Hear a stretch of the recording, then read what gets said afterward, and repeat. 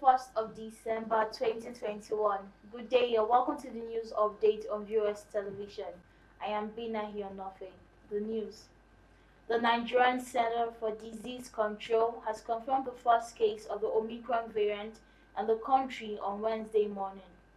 This was contained in a press release issued by the center and signed by the Director General, Dr. Ifedayo Adetifa. The Omicron variant, a new strain of the coronavirus disease, was reported by South Africa and first detected in Botswana. Following the discovery, countries such as the United Kingdom, Saudi Arabia, Israel, among others, placed travel bans on southern African countries. Similarly, the government of Canada has also stated that it discovered 2 cases of the variant from 2 passengers from Nigeria. The federal government, through Presidential Steering Committee on COVID-19, however, said that it was investigating the issue to get more details. However, the Ncdc this Wednesday morning said that 2 cases of the variant were discovered through genomic sequencing. This, albeit, linked the cases to 2 passengers from South Africa. The Ncdc, however, added that the 2 patients were asymptomatic and contact tracing had begun. The Lagos State government, in a 41-page white paper released on Tuesday night, has rejected the resolution of the Judicial Panel of Inquiry on Restitution for Victims of SARS-related abuses and other matters that no fewer than 9 persons lost their lives when armed soldiers stormed the Lekki toll gate to disperse ENDSARS protesters on October 20, 2020. This claim, which was contained in a 41-page white paper, countered the findings by the Justice Doris Okuwobi-led panel that 9 persons were killed by gunshots at the toll gate. The JBI had recommended that a monument memorializing the lives lost and those injured should be erected at the Lekki toll. Countering the recommendation, the state government said this recommendation is not acceptable to Lagos State government for the following reasons.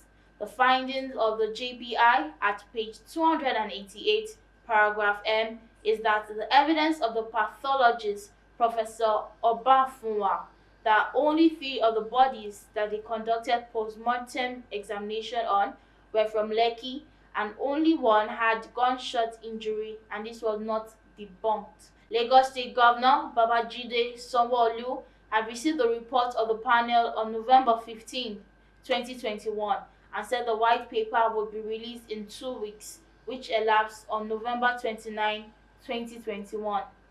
Similarly, as of the 32 recommendations made by the Judicial Panel of Inquiry, the government accepted 11, rejected 1, and accepted 6 with modifications, while 14 recommendations fall outside the powers of the Lagos State government and will be forwarded to the federal government for consideration. Justice Anwuli Chikere of the Federal High Court in Abuja on Tuesday ruled that there is no provision in Nigeria's constitution that where a traditional ruler is dethroned, he should be banished to another place. She therefore declared as unconstitutional the banishment of the deposed Emir of Kano, Sanusi Lamido Sanusi, to Awe, a remote community in Nasarawa State, by the Kano state government.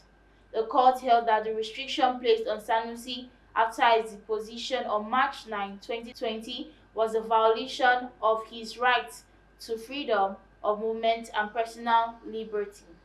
The judge subsequently voided Sanusi's arrest, detention, harassment, and banishment. An Emir's chieftain law of Kano State, which empowers a governor to restrict or banish any deposed traditional ruler, was also voided on account of being unlawful. An order of the perpetual injunction restraining the 3 respondents, their agents, and any other deriving authority was granted in favor of Sanusi against his investigation, arrest, harassment, and any form of ill treatment.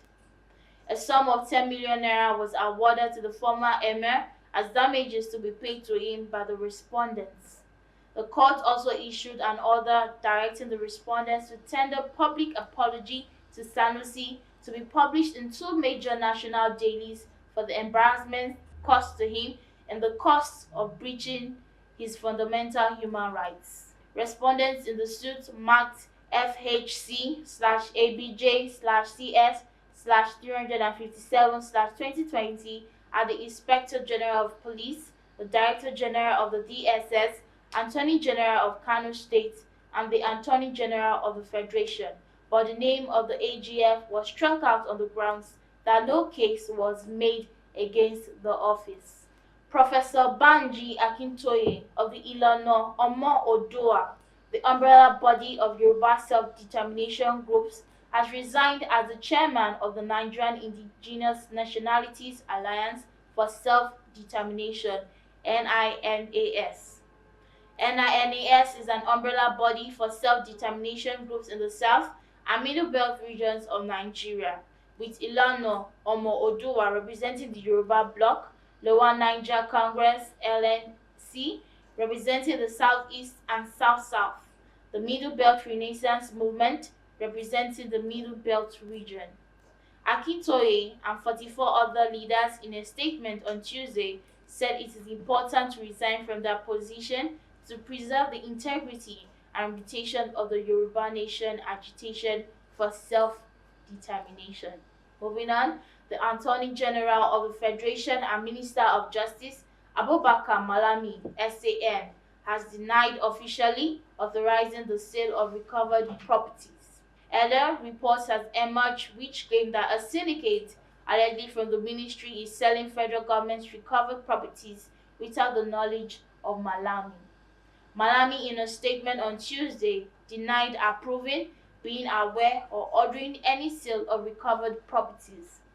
This was made known in a statement released by the Special Assistant on Media and Public Relations Office of the Honorable Attorney General of the Federation and Minister of Justice, Dr. Umar Jibrilu Gwandu. Finally, President Muhammadu Buhari says he will sanction those who bring in personnel into the public workforce through illegal recruitment, purge their payroll, and retain ghost workers. This as he warned that his administration will not hesitate to punish heads of ministries, departments, and agencies that fraudulently present new projects as ongoing projects in the budget. Buhari said this on Tuesday in Abuja while declaring open the third National Summit on Diminishing Corruption and the Public Sector with the theme Corruption and Cost of Governance, New Imperatives for Fiscal Transparency. The president said this government has reduced the cost of governance by maintaining its promise to complete abandoned or ongoing projects commenced by previous administrations and have ensured that MDAs do not put forward new capital projects at the expense of ongoing projects. This is the news update on VOS TV. Ensure you follow us across our social media platforms on YouTube, Instagram, and Facebook. We have VOS TV Nigeria. My name is Bena Hionofe. Thanks for watching.